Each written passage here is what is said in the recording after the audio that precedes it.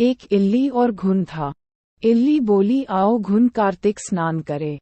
घुन बोला, तू ही कार्तिक स्नान कर ले, मैं तो नहीं करूँगा। घुन की बात सुनकर इल्ली तो राजा की लड़की के पल्ले से लगकर कार्तिक स्नान कर लेती, लेकिन घुन ने इल्ली के कहने से कार्तिक स्नान नहीं किया। कुछ दिनों बाद दोनों मर गए। बाद में इल्ली ने कार्तिक स्नान के पुण्य के कारण राजा के घर जन्म लिया और घुन राजा के घर मेंढा बन गया। राजा ने अपनी बेटी का विवाह कर दिया। बेटी ससुराल जाने लगी तो उसने अपनी पालकी रुकवा दी तो राजा ने पूछा, क्या हुआ बेटी? तो लड़की बोली, पिताजी मुझे ये मेंढा चाहिए। तब राजा बोला, बेटी तूने ये क्या मांगा? मांगना था तो धन दौलत ले ले, पर तू इसका क्या करेगी? लेकिन लड़की नहीं मानी और बोली, नहीं मुझे तो यही चाहिए। मेरे को रथ से बांध दिया गया।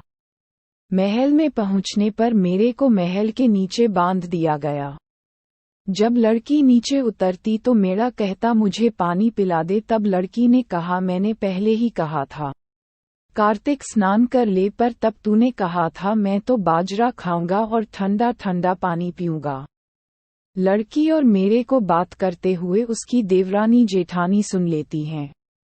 वह दोनों अपने देवर के पास गई और बोली कि ये तुम किस जादूगरनी को ब्याह कर लाए हो? ये तो जानवरों से बात करती है। अपनी भाभियों की बात सुनकर लड़का बोला कि मैं जब अपने कानों से सुनूंगा और आंखों से देखूंगा तब ही मानूंगा। अगले दिन वह सीढ़ी पर छिपकर बैठ गया। उसकी पत्नी आई और मेरे ने उससे फिर वही बात कही, जिस पर रानी ने भी वही जवाब दिया। ये सब देख वह राजकुमार तलवार निकालकर सामने आया और बोला कि तुम जानवरों से कैसे बात कर सकती हो? बताओ कि तुम कौन हो? उसकी पत्नी ने उससे बहुत कहा कि औरत का भेद नहीं खोलना चाहिए, लेकिन वह नहीं माना और बोला, मुझे सब जानना है।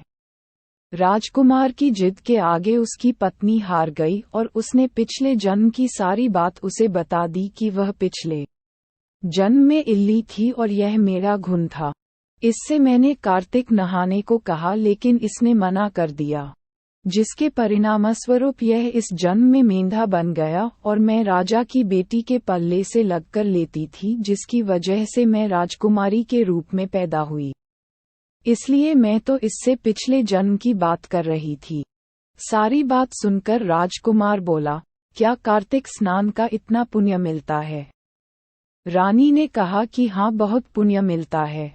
अपनी पत्नी की सारी बातें सुनकर राजकुमार ने कहा कि यदि कार्तिक स्नान का इतना पुण्य मिलता है, तब तो हम दोनों जोड़े से कार्तिक स्नान करेंगे और दान पुण्य भी करेंगे, ताकि आने वाले समय में हम सुखपूर्वक रह सकें। दोनों ने जब जोड़े से स्नान किया तो उनके पास काफी धन हो गया।